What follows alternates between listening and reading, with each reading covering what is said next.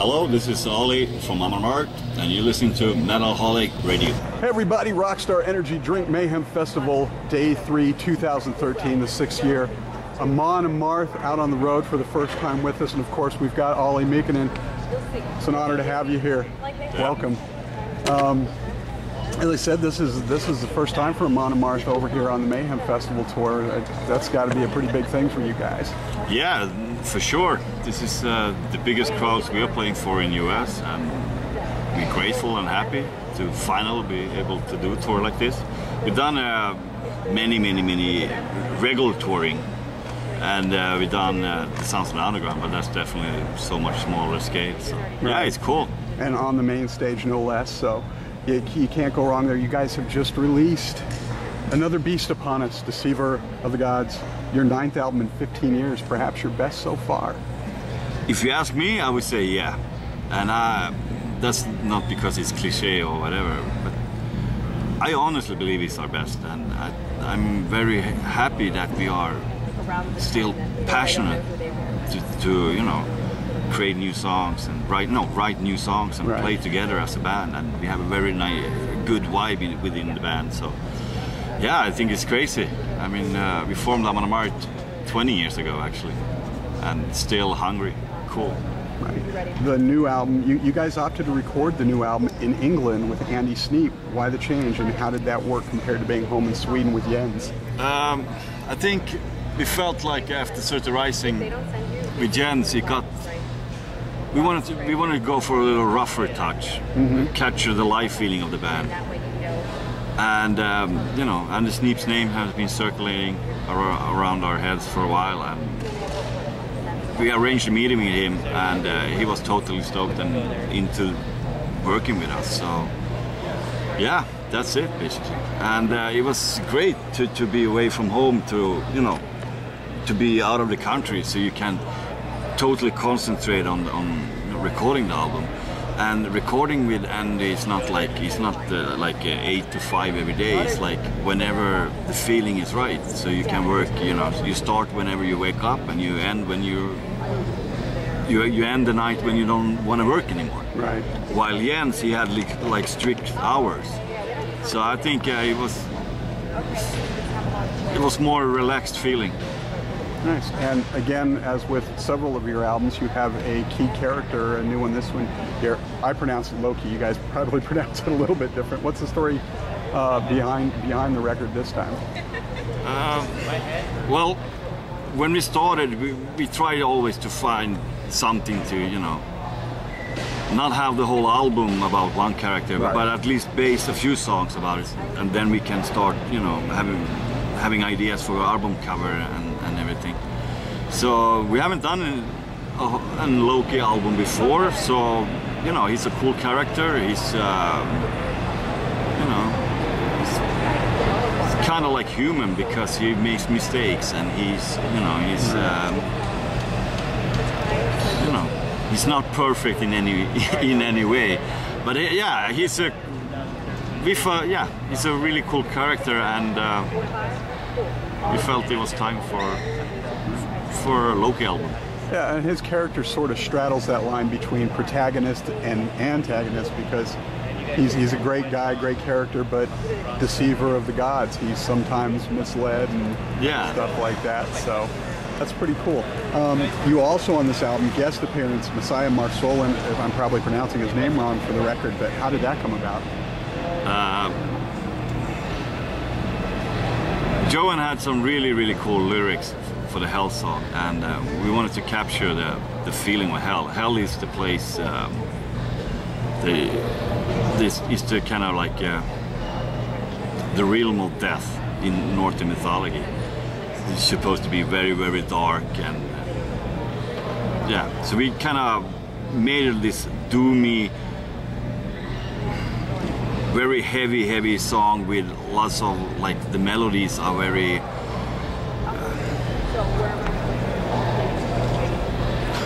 not evil, but they are not the normal melodies we usually do. Right. So whenever we had the song demoed, we felt like it would be cool to add something, maybe female vocals or something.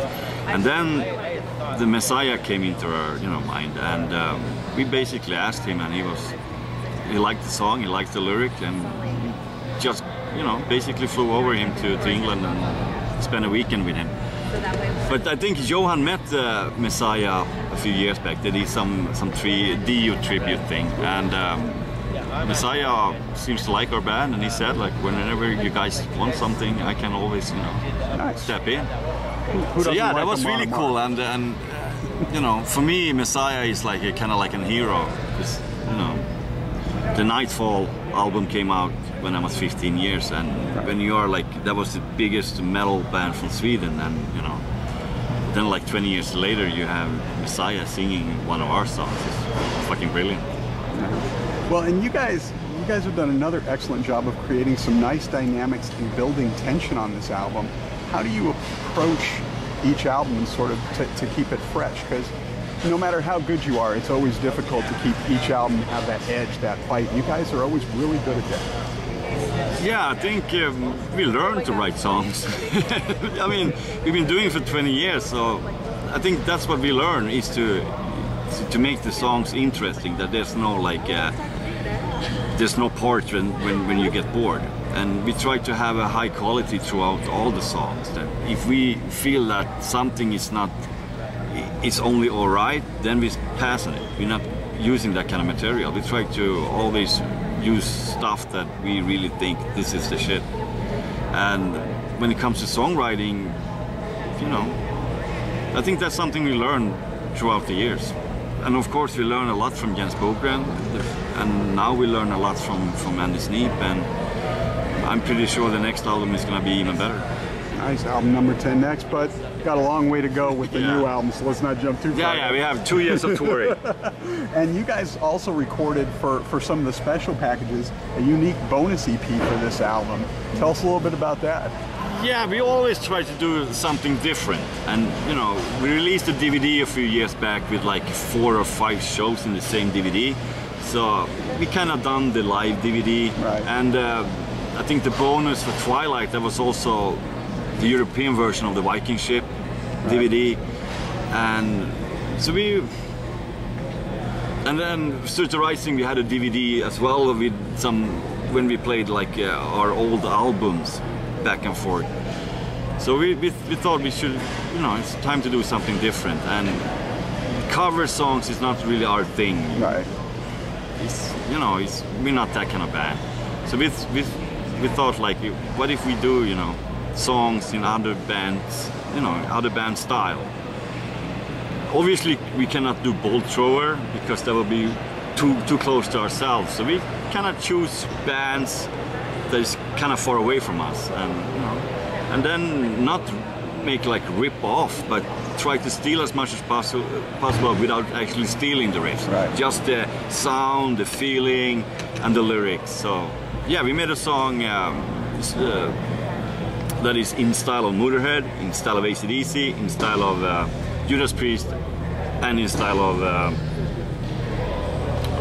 Black Sabbath. I was going to say, I thought it was Black Sabbath, but I didn't want to. So yeah, that was super fun, and we were really having lots of fun.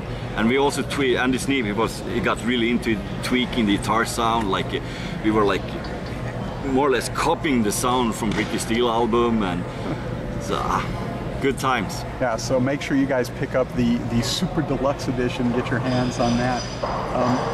How much of the new album are you guys playing on this tour? On this tour, only one song. Just the one song for right now? Yeah. Okay. Tell us a little bit about the Father of the Wolf video. I haven't seen too much yet, to be honest. I only seen what the preview, but I think it's gonna be really, really cool. It's gonna be very epic, and it's gonna capture the feeling of the band. I think it's gonna be one of the most epic videos ever, to be honest. Nice. So now we were just talking a moment ago to Evan Seinfeld. You guys were talking about old times a little bit, touring. You've been all over the world, hell and gone, as they would say. Is there still any place that's on your bucket list you'd still like to play? Yeah, of course. We never had a show in Africa or South Africa, so that would be cool. There's some countries in Asia that we still haven't been into, and it would be cool to in America. We never played in Alaska, for instance. That would be super awesome. Yeah. And there's always small places that you wanna, hey, let's go here, and it's not gonna be worth it. We're gonna lose money, whatever. Let's go there. It's someplace we haven't been. Yeah. Exactly. So yeah, we always try that to put in. Not on every tour, but we try at least for every season to, now we want to explore new markets. And even if it doesn't make any money or whatever, it's not all of us about that. It's about for us too, being excited, traveling, seeing, meeting new people.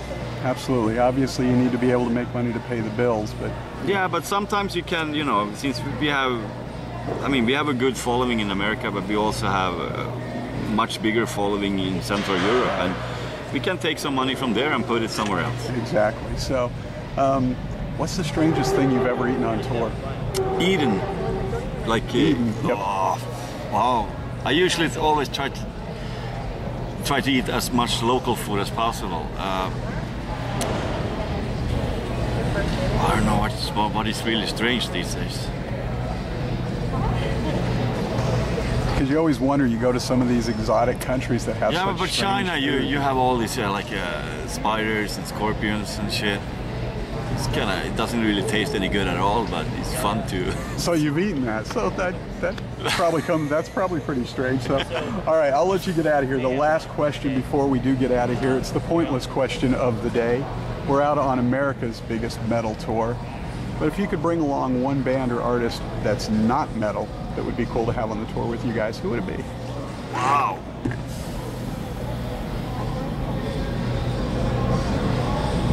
I don't really listen to other music than metal.